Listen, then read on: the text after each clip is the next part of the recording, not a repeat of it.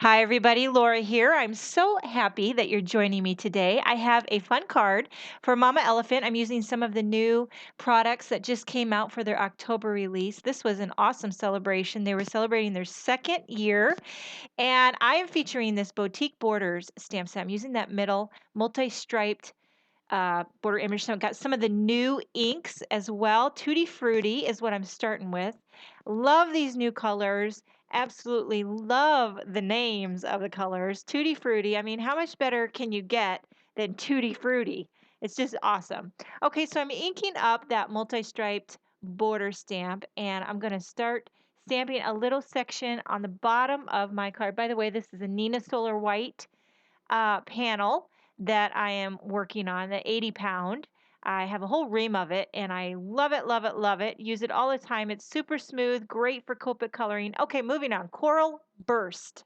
This color is fantastic. It is a bright, almost borderline neon coral color. Love it. Coral Burst is an absolutely perfect name for this color.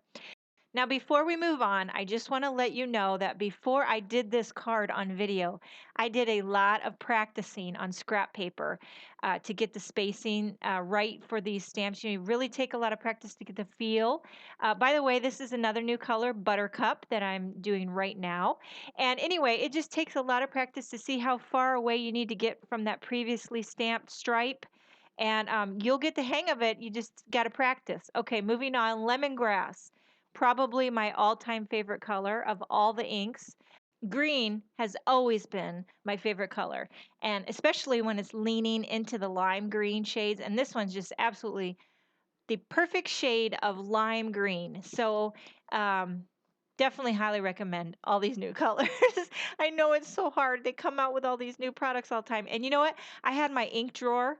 I had it all perfect. There was not room for one more ink pad. It was just full. Everything was labeled. I was happy. I was organized. And then all of a sudden, they come out with a whole whopping new set of inks and then shot my whole organization all the heck. And they're just absolutely gorgeous colors. But now I don't have room for them, and I'm not sure what I'm going to do now. I got to revamp all my storage. So thanks a lot, Mama Elephant. You just threw a curveball at me. Okay, moving on.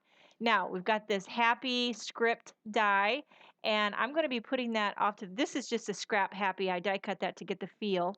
I wanted to kind of frame it, so I took one of my nesting circle dies, and this is going to kind of frame my sentiment. And what I'm going to do is I'm going to partially die cut this circle because I don't want it to cut into my gorgeous stamped stripes along the bottom. I just want to cut into that white along the top. So what I'm doing is lining up my cutting plates so that only the white part of the card will be cut with that circle die. Does that make sense? You'll see once I get through here, I'll show you that it only cut the top portion.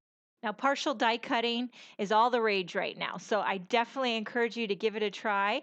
And this is an entry level way to start it. It's a very simple way to start trying partial die cutting. So see here that how that just cut that little slit right in the top. So now what I'm going to do is take my X-Acto knife and I'm just carefully cutting the edge of that half circle to the edge of that top stripe, and then I'll take my ruler, straight edge, to cut that whole half circle right off.